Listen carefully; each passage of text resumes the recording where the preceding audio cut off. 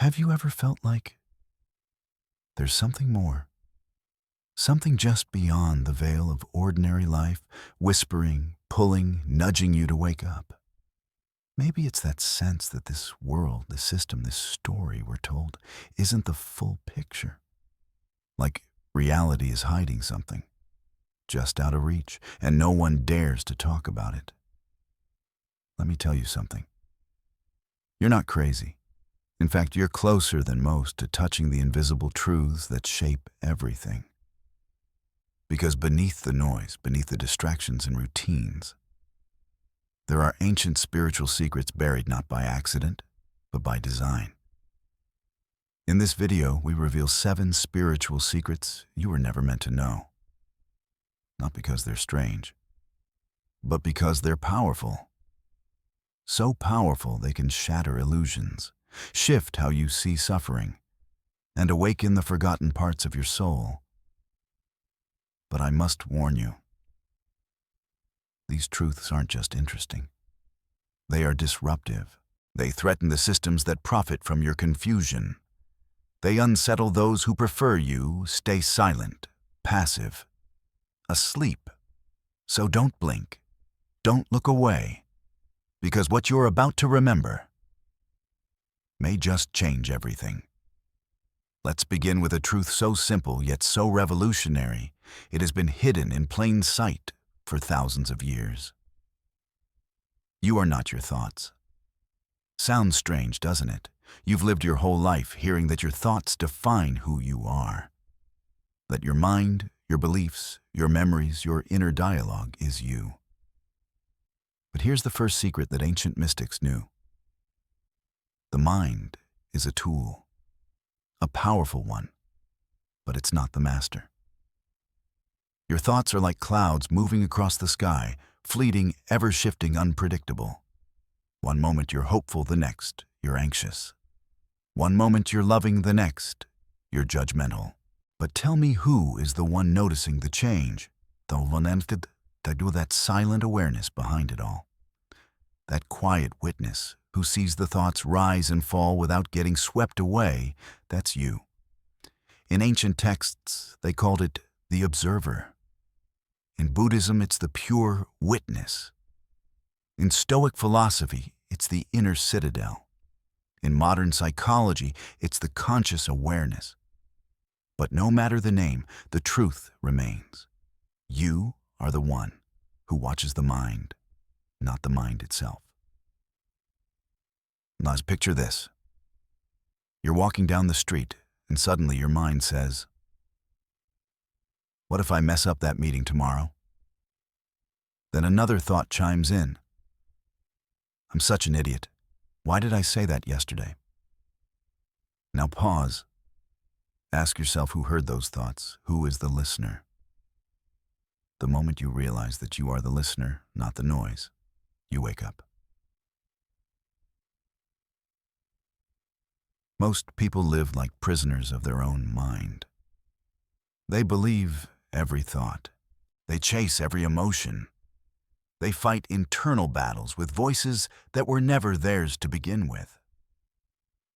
But here's the beautiful truth. Your mind is a storyteller. It weaves narratives based on the past. It projects fears into the future. It repeats old programming from parent society trauma. But you are the space those stories appear in. You are the awareness behind the stories. Amber, this understanding isn't just philosophical. It's life-changing. Because the moment you stop identifying with the mental chatter, the moment you stop believing every voice in your head, you reclaim something sacred, your freedom, your peace, your power. Instead of reacting, you observe. Instead of spiraling, you ground yourself. Instead of being lost in thought, you become present. Here's a practice that spiritual teachers often give. Next time you have a negative thought, don't fight it. Don't try to change it. Just observe it like a passing cloud. Say to yourself, "There goes a thought, not mine. just passing through. This small shift repeated over time is the doorway to inner peace. Think about how different life would feel if you stopped believing every anxious projection, every self-criticizing story, every fear that screamed, "You're not enough." What if you simply watched it all without judgment, without reaction? Just awareness. That's the secret sages knew. That's what meditation masters have practiced for centuries. That's what every spiritual awakening begins with. When you observe your thoughts without judgment, you reclaim your consciousness. Because in that stillness, in that space between thought and awareness, you remember who you really are. And that, my friend, is where real power begins. Let me ask you a question that might shake the foundation of everything you've believed. What if time isn't real? Not in the way you think it is. You see, we treat time as something solid, measurable, linear, and absolute. We wear watches. We mark calendars. We chase deadlines, count birthdays, worry about futures, and regret our pasts. But what if I told you? Time is not a truth. It's a tool, a construct designed to help us organize experience, not define reality. Even quantum physicists, the ones decoding the fabric of our universe, have reached the same stunning realization: time is relative. Einstein proved this with the theory of relativity. Time bends, stretches, and even stops under certain conditions. And yet, long before modern science, spiritual sages, mystics, and monks were already whispering this secret: time is an illusion of the mind.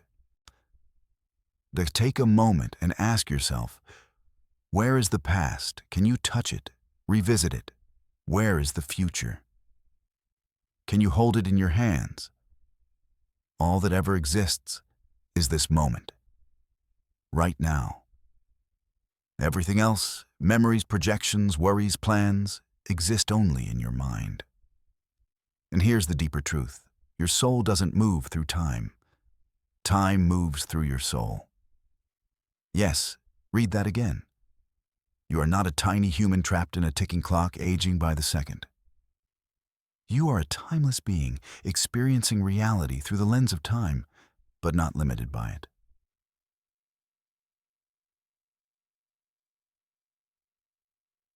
Why is this such a powerful secret? Because once you realize this, you stop being a prisoner of the past, replaying old wounds, a prisoner of the future, fearing what might come, a prisoner of your age, your schedule, your regrets.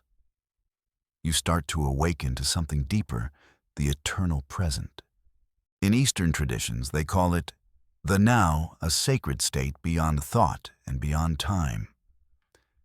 In this state, you access something that can't be measured by clocks: inner stillness, clarity, peace, power. Imagine this. You're standing on the shore watching the waves. Each wave is a moment rising, crashing, disappearing. Most people chase each wave, trying to hold it, trying to rewind or fast forward. But the wise one, they don't chase. They become the ocean. Time, like those waves, is just movement across the surface. But you are the still, deep ocean beneath it all. Now think about how much suffering comes from time. Regret about the past. I should have done better. Anxiety about the future. What if I fail? What if I lose everything? Pressure to be somewhere by a certain age, meet deadlines, prove your worth. All of it comes from the illusion that time defines you. But here's the secret: time only controls those who believe it's real. Spiritual teachers like Ram Dass famously said, "Be here now." 3 words that hold the power to liberate a soul. When you live in the present moment, you realize that your true self is untouched by age, untouched by clocks, untouched by decay. Your soul doesn't celebrate birthdays. It doesn't track hours. It simply exists in wholeness, in awareness and presence. Like so, how do you begin to break free from time? Start by observing how your mind pulls you away from the now. When you feel sad, ask, am I dwelling in the past? When you feel anxious, ask, am I lost in the future? Then gently guide yourself back. Feel your breath. Notice your surroundings. Close your eyes and listen to the silence underneath everything. That silence is now. That silence is you. Anak Roder, here's what ancient Zen masters taught. The past is a memory. The future is imagination. Only the present is real. The more you live in the now, the more alive you feel. Time slows down. Worry fades. Joy expands. You stop waiting for life and start living it. Let's end this segment with a mantra. I am not my schedule. I am not my age. I am not my past or future. I am presence. I am the eternal now. Repeat it when the world tries to rush you. Say it when you feel behind. Breathe it in when your mind is spinning. Because once you remember that time is an illusion, you unlock the truth. You are eternal. And you were never late. Have you ever noticed how some people seem to constantly attract drama problems and negativity, while others often, without trying, seem to draw blessings, peace, and synchronicities? Is it luck, fate? Some divine favoritism? No. It's energy. This is the third secret, and once you truly understand it, your entire life begins to change. Your energy is your reality. Your emotions, thoughts, intentions, they are not silent. They are broadcasts. They radiate from you like an invisible signal. And they attract matching frequencies back into your life. Let me explain it this way. Every human being is like a walking radio tower. You're constantly transmitting a signal whether you know it or not. And the universe, it listens. Not to your words, not to your wishes, but to your vibration. Your vibe isn't just a mood, it's a magnet. And that magnet is either pulling in experiences that uplift you or reinforce your current state.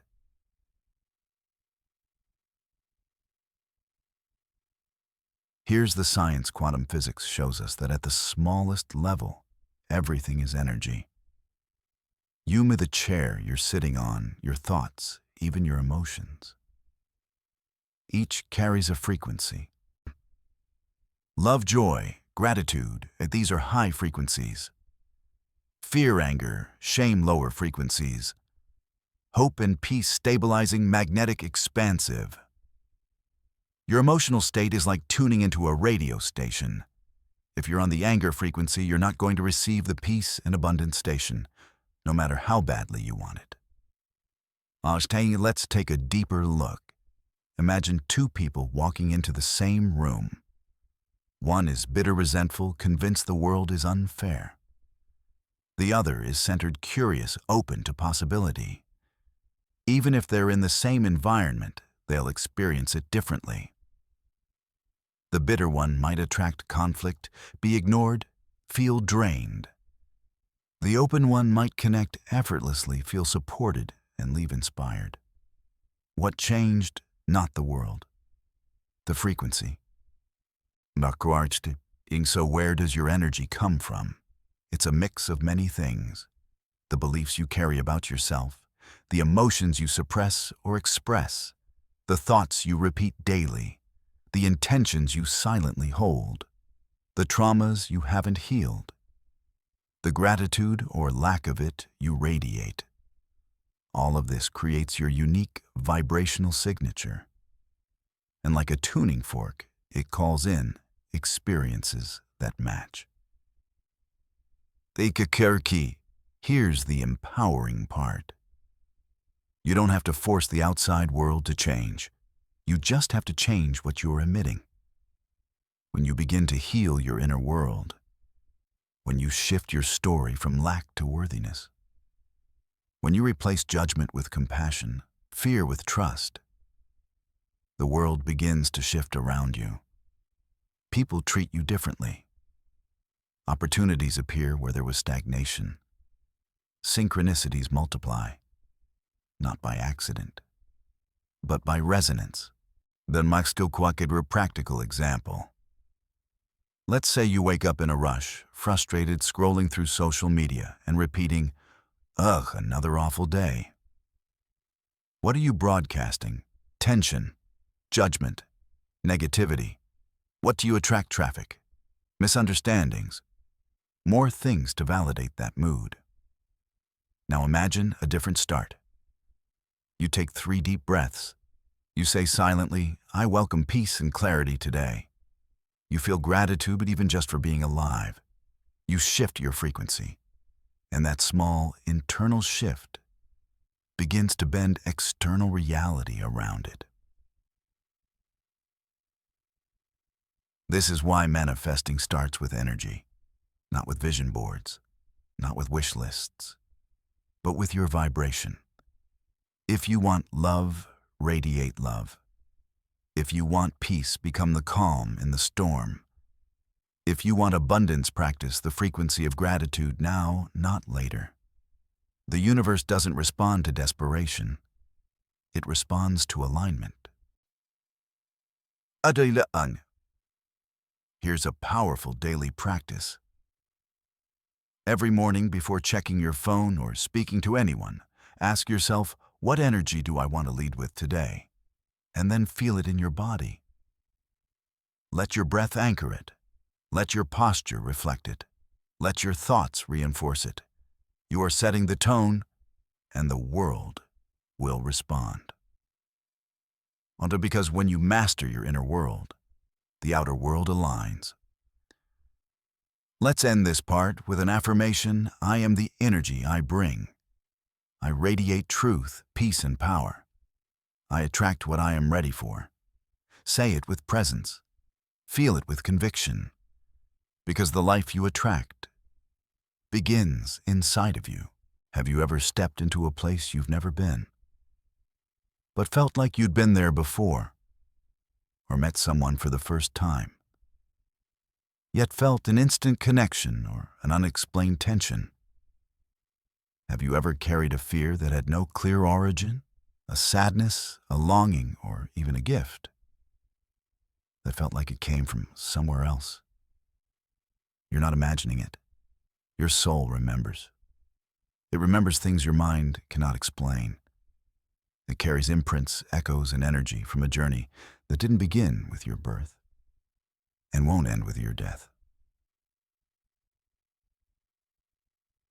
This is the 4th secret whispered across centuries, hidden beneath symbols denied by logic, but deeply felt by the heart you've lived before.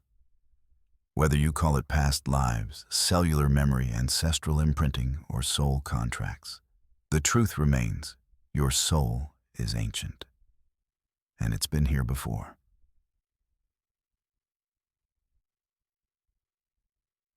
In every lifetime, we are offered lessons. Some are easy, like joy, creativity, or connection. Others are hard: loss, betrayal, abandonment, injustice. But none of them are random. There's a reason certain patterns repeat. Why you keep attracting the same type of partner. Why the same wounds reappear in different clothes. The secret: what you haven't healed will repeat until you do. Not as punishment. Not because the universe is cruel, but because your soul is committed to its evolution. Now think of your soul like a vast tapestry. Each lifetime is a thread woven with moments of pain and beauty, fear and courage. Some threads are unfinished, tangled, or broken, and so they call you back to mend what was left unresolved. That's why healing in this life is so important. Because when you heal a pattern now, you're not just freeing yourself. You're freeing every version of you that came before. Burstogenum. Ever felt drawn to a specific culture, language, or time period? You see an ancient temple and feel goosebumps. You hear foreign music and tears come to your eyes. You don't know why, but something in you does. That's your soul saying, we've been here. We've danced this rhythm. We've spoken this tongue. These aren't accidents. They are reminders. And what about irrational fears? A child terrified of water, though never having had a bad experience. An adult panicked by fire, though never having been burned. Or a person who fears abandonment deeply, even in the most loving relationships. Sometimes these aren't rooted in this life's memories. They are emotional imprints carried across time. But here's the beauty of it all. You're not stuck in an endless loop. You're not doomed to repeat forever, because this lifetime, this moment, is a sacred opportunity. A chance to break cycles, to choose differently, to heal what others before you could not. And in doing so, to ripple healing forward and backward through time. So how do you begin to remember and to heal?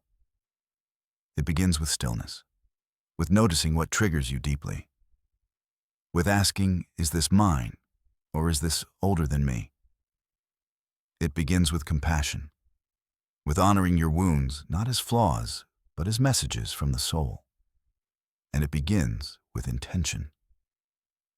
I am ready to break the pattern. I am ready to forgive, release, and reclaim. You don't need to remember every detail of who you once were. You simply need to honor the truth that you've been more than who you are now. Let's close with a soul mantra. I carry ancient wisdom. I release old wounds. I honor every lifetime that brought me here, and I choose healing now. Because when you heal yourself, you heal generations, you heal timelines, you heal the soul. Pain, it's the one thing every human tries to avoid. We run from it, numb it, suppress it, deny it. We label it as wrong, unfair, meaningless. But what if we've misunderstood pain completely? What if suffering isn't punishment, but initiation? So for centuries, mystics, monks, sages, those who walked the path of inner truth, did something most of us fear. They didn't run from pain. They leaned into it. They sat with it in silence. They looked it in the eye. They asked it, "What are you here to teach me?" Because they knew a secret this world often forgets.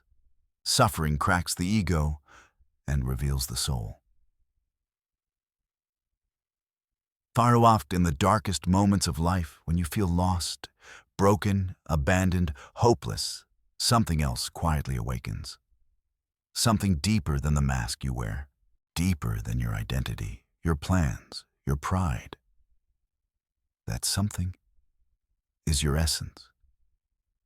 When the ego shatters, the soul speaks. And through the cracks of your pain, light begins to enter. Or think of the most transformative people you've met. The kind who radiate wisdom, softness, compassion. Chances are they've suffered. And through that suffering, they've opened. Pain humbled them. Pain deepened them. Pain refined their spirit like fire refines gold.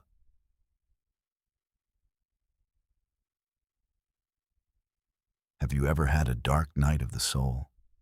It's not just sadness or stress. It's that unbearable space where nothing makes sense anymore. Where the things you clung to fall apart. Where you feel stripped of meaning and alone in the silence. But here's the truth. Every dark night holds the seed of awakening. Like winter holding the secret of spring. Like the cocoon hiding the wings of a butterfly. Your pain is not your enemy. It's the gateway to your rebirth. Thon, that's why the mystics didn't curse their pain. They honored it, because they knew. When you stop resisting pain, it becomes your teacher. Not a teacher of facts, but a teacher of depth. A teacher that strips away illusions and shows you what truly matters. So how do we begin to shift our relationship with suffering? It starts with a single act presence. Instead of running, sit with it. Instead of asking, why me, ask, what is this showing me? Instead of numbing, breathe into the ache. It doesn't mean you like the pain. It means you no longer let it control you. You become bigger than the emotion. You become wider than the wound.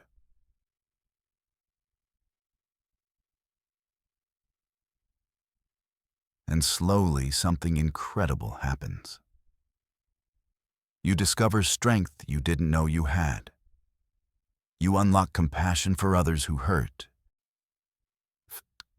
You shed the layers of who you thought you were and begin to remember who you really are. Because that's the true purpose of sacred suffering, not to destroy you, but to reveal you. Let's close this part with a gentle truth. You don't need to fear the pain anymore. You don't need to carry it as shame or see it as failure. It's not a detour from your path. It is the path. Pain breaks what was false and reveals what is real. Affirmation to remember: I honor my pain as a portal. I welcome its wisdom. I trust that what breaks me is also shaping me. Because when you stop running from your pain, you stop running from yourself. And in that stillness, healing begins. Have you ever had a quiet voice inside whisper, "Don't go there," or a sudden inner pull that said, "Yes, this is right"? No facts, no reasoning, no explanation, just a feeling deep, certain, immediate. And later you realized it was right all along. That voice, that feeling, that's not your imagination, it's your soul speaking. Us in a world that glorifies logic, analysis, and proof, we're taught to ignore the soft wisdom within. We're trained to second-guess the very compass that has guided human survival and spiritual awakening for millennia. But the truth is, intuition is more ancient than logic. It existed long before language. It speaks in sensations, symbols, energy. It's the language of the soul, the direct line between your higher self and your human self.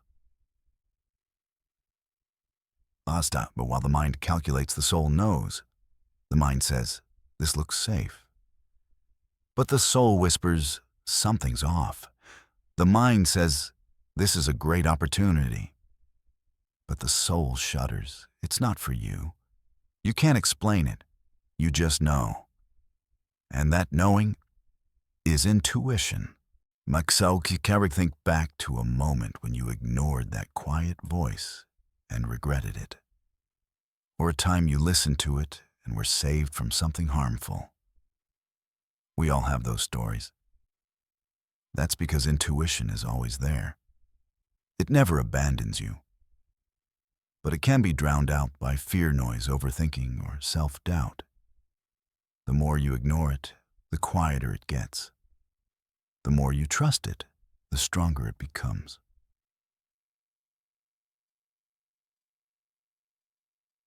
So, where does intuition come from?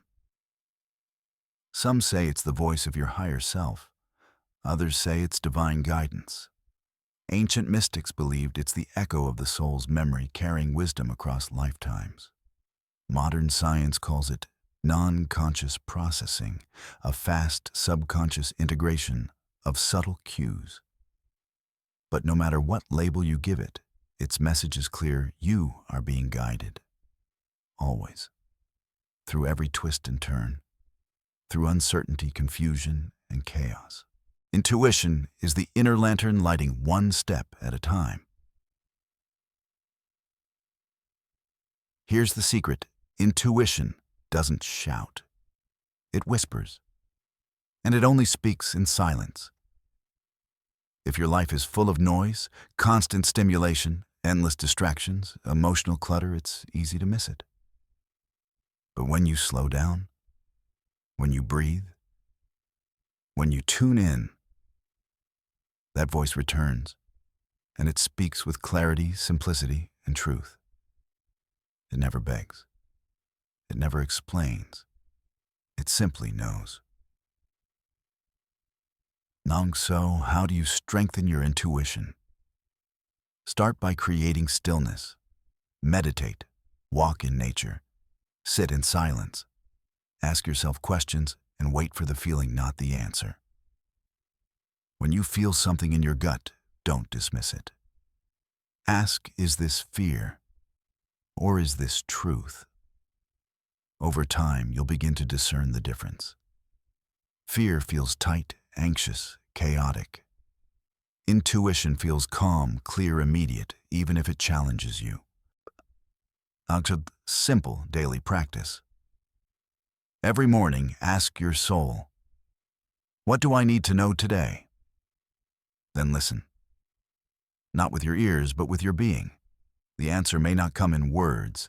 It might be a feeling, a symbol, a sudden clarity. Honor it. Act on it. Because the more you trust your intuition, the more your life aligns. Now let's close this part with a gentle affirmation. My intuition is wise, ancient, and true. I listen. I trust. I follow where it leads. Because when logic fails, when the world is loud and uncertain, your soul always knows the way. And when you trust that knowing your path begins to clear one sacred step at a time, this might be the hardest truth to accept, the one that challenges every story of blame, regret, and powerlessness. You chose this life. Before you were born, before you had a name, a body, or a single memory, your soul stood at the edge of eternity and said yes. Yes to the lessons. Yes to the love. Yes to the pain. Yes to the path that would shape you, break you, and awaken you. Why not to suffer, but to grow? Yet you see, your soul is not here for comfort. It's here for evolution. And every moment of your life, no matter how chaotic, beautiful, or heartbreaking, is part of a sacred blueprint. The people you meet, they're mirrors. The heartbreaks, they crack you open. The setbacks, they redirect your course. The joys, they remind you of who you are. Nothing is random. Nothing is wasted. It may be hard to believe this when you're in pain, when life feels unfair, when you wonder, why me? But from the soul's view, everything is chosen for your highest growth. You're not a victim of life. You are its co-creator. Even your struggles hold wisdom. Even your wounds hold light. Even your regrets can become portals to grace. So the next time life feels heavy, remember this truth: my soul chose this life.